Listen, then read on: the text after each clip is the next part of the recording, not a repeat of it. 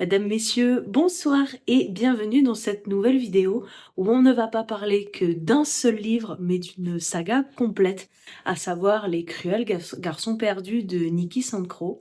Donc je te laisse te préparer un café, une tasse d'eau chaude, ce qui te fait envie, et on est parti pour tout ça.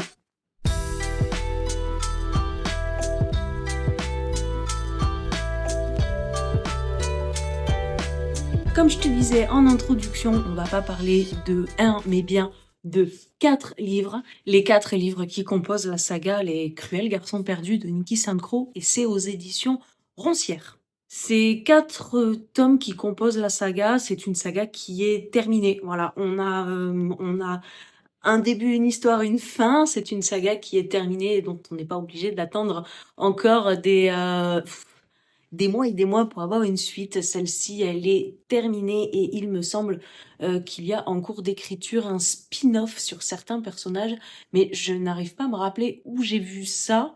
Donc voilà, je fais juste une parenthèse, mais je ne suis absolument pas sûre et je n'ai pas de source sûre en fait pour cette information. La saga Cruel Garçon Perdu, qu'est-ce que c'est? Ben, c'est un retelling de Peter Pan. Donc retelling, c'est une réécriture du conte de Peter Pan en version un peu plus adulte. On est vraiment très très loin du conte de Disney, puisque les garçons perdus ne sont plus des enfants qui ne veulent pas grandir, mais ils sont adultes. Voilà, ils sont adultes majeurs et assez beaux gosses d'ailleurs.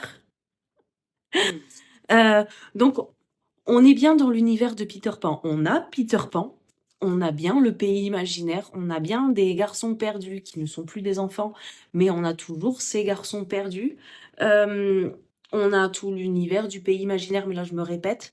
On va retrouver des personnages secondaires qu'on connaît déjà dans le Disney, à savoir Crochet, Crocodile, Clochette et compagnie. Donc là, on est sur le départ. Et à partir de là, je vais uniquement te parler très rapidement de chacun des livres parce que je ne veux pas te spoiler. Et quand bien même je fais une encartade, je suis vraiment désolée. Mon but à moi n'est pas de te raconter l'histoire, mais bien de te donner envie de le lire ou pas. C'est selon.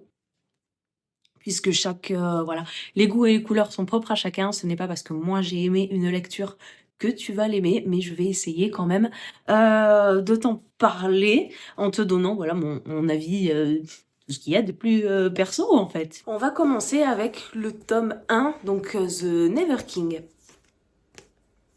Depuis des décennies, en fait, depuis très très longtemps, toutes les femmes de la famille Darling sont kidnappées le jour de la nuit de leur 18e anniversaire, et elles ne réapparaissent que quelques jours, quelques semaines, c'est selon. Elles ne réapparaissent que quelques temps plus tard et elles sont complètement brisées, à la limite de la folie. Enfin, c'est pas foufou.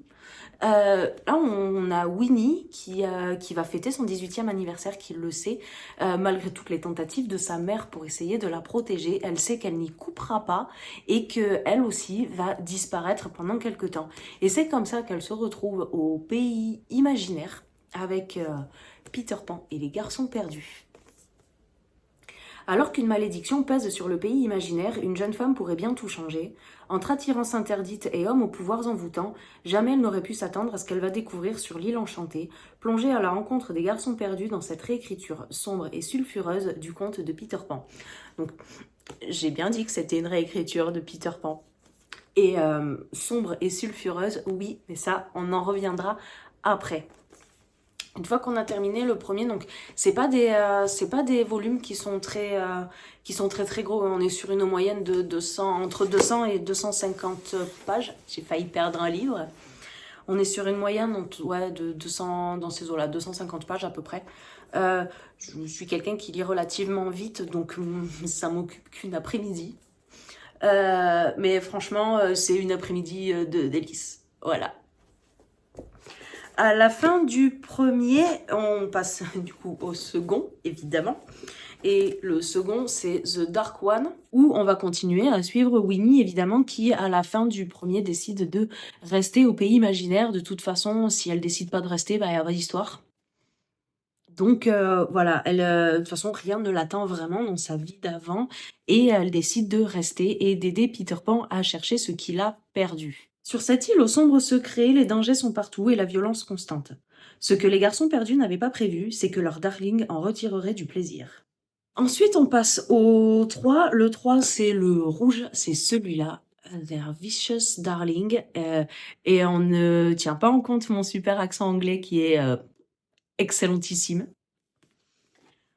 Où là, elle aura aidé, donc dans le 2, elle va aider Peter Pan à trouver ce qu'il a perdu. Dans le 3, on va avoir l'apparition de nouveaux personnages.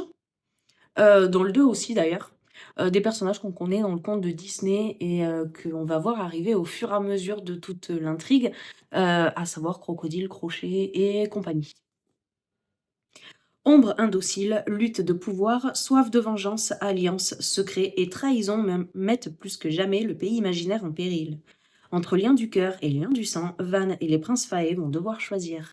Donc Van et les princes Faé font partie des garçons perdus qui sont c'est la team Peter Pan. Donc ça c'est pour le 3 et ensuite vient le tome 4. Il est dangereux pour un homme de se prendre pour un mythe, tout comme il est dangereux pour une fée de se croire indestructible.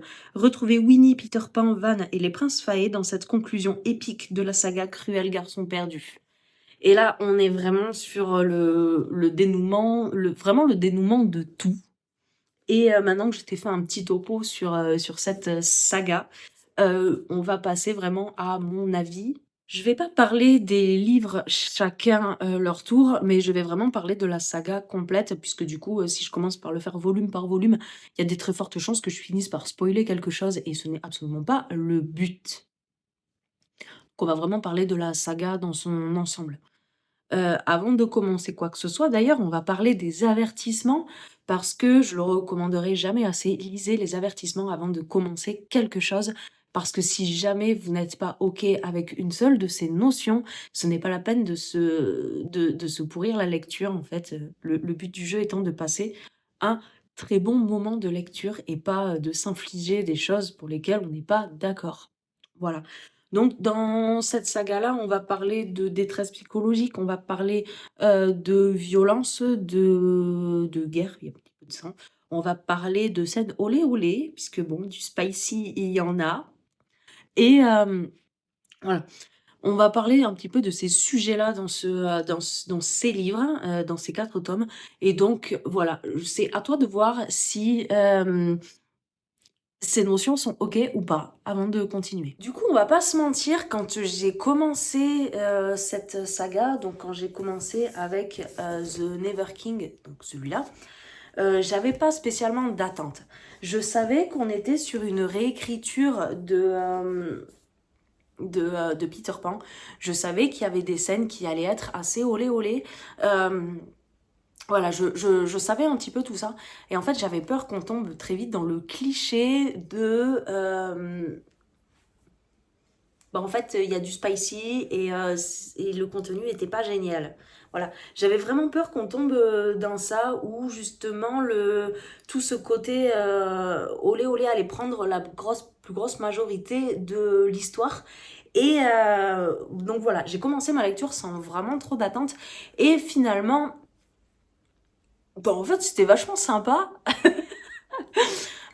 J'ai lu les 3 premiers tomes à la suite les uns des autres parce qu'ils étaient déjà sortis. Et le 4e n'est sorti que là, mois de septembre? Août? Septembre? Quelque chose comme ça. Donc j'ai lu les 3 premiers tomes à la suite les uns des autres. Donc on parle d'un livre qui fait en moyenne 200, voilà, ça fait 200 pages, 250 pages. Comment te dire que moi ça m'occupe qu'une après-midi, pas plus. Donc bon, ce n'est pas un concours. Je suis quelqu'un qui lit relativement très vite. Cela dit, le but est de passer un bon moment. Donc on s'en fout, on est pas là pour faire un concours. Mais voilà, j'ai lu les 3 premiers tomes, les uns à la suite des autres. Donc effectivement, dans les 2 premiers, on va avoir des scènes olé olé qui vont prendre une majeure partie de la place, c'est vrai. Mais on a quand même une intrigue qui est bien présente. On a quand même une histoire qui tient la route et puis en fait on a des scènes olé olé qui tiennent la route par rapport à l'histoire. C'est-à-dire que c'est pas posé comme ça, bah tiens vas-y on va faire ça et hop vas-y on continue. Je trouve que c'est très bien amené et que en fait c'est en lien avec l'histoire. Alors effectivement c'est assez présent sur les 2 premiers volumes, beaucoup moins sur les 2 derniers, mais pour moi ça sert à mettre en place tous les liens qui se créent entre les personnages. Parce que du coup des personnages on en a plusieurs et on a des personnages qui sont assez complexes finalement parce qu'il y a des enjeux, parce qu'il y a des questionnements, parce qu'il y a des endroits où on se sent pas forcément à sa place et qu'on le trouve chez d'autres. Et donc on a des personnages qui sont plutôt bien construits et assez complexes et tout ça au fur et à mesure voilà que les liens vont se créer et ils vont se créer en partie grâce à toutes ces scènes de smut. Donc on a tout ce spicy olé olé et tout ça va créer les liens. Et en fait, du coup, voilà, à la fin du 2e tome, on a les liens qui sont bien là, qui sont ancrés, et on a compris ce qui rapprochait chacun des personnages. Et de là, on passe vraiment à l'intrigue. Donc, c'est pas qu'elle n'était pas présente au départ, loin de là. Elle est là, mais elle se met en place. Et puis finalement, dans le cheminement de l'histoire, on va mettre en place d'abord les liens et après, on va vraiment se concentrer sur l'histoire. Et au fur et à mesure du 2e, 3e et 4e livre, on a des personnages qui viennent se rajouter et des personnages secondaires que l'on connaît déjà dans les contes de Disney, comme Crochet ou le crocodile. Et tout ça va s'embriquer dans tous les éléments qu'on a au fur et à mesure et ce qui va donner un sens vraiment génial à l'intrigue. Pour moi, globalement, c'est une saga chouchou. Je dirais pas coup de cœur parce que c'est pas la saga coup de cœur de l'année. D'ailleurs, je crois que j'avais mis au tout départ, je crois que j'avais mis que 3 étoiles sur les 2 premiers livres. Je crois que je suis passée à 4 ou 5 sur les 2 derniers, il me semble, de mémoire. Et donc, c'est pas une saga coup de cœur globalement, mais ça va être ma saga chouchou, plaisir coupable, on va dire, parce que c'est des personnages que j'ai adoré apprendre à connaître et c'est des personnages où j'ai été triste de les laisser à la fin, c'est-à-dire quand j'ai terminé ma dernière page et que j'ai refermé le livre. euh, J'étais presque triste de les laisser en fait. Je me suis vraiment accrochée à tout ça et j'ai vraiment très très apprécié tous ces personnages qui sont à la fois complexes et hyper attachants. Donc c'est globalement une saga que je recommande en prenant en compte effectivement les avertissements, mais globalement c'est voilà, c'est une saga que je recommande. C'est pour moi une réécriture de conte qui fonctionne, qui a de voilà, qui est peut-être pas parfaite, mais qui fonctionne de ouf. Donc est-ce que tu l'as lu ou pas? Est-ce que tu as envie de la lire ou pas? Fais-le moi savoir dans les commentaires et je serais curieuse d'avoir ton avis parce que moi je l'ai quand même beaucoup beaucoup aimé. Donc partage-moi ton ressenti, c'est avec plaisir qu'on peut en parler. Voilà, je te fais plein d'énormes bisous et je te dis à très bientôt.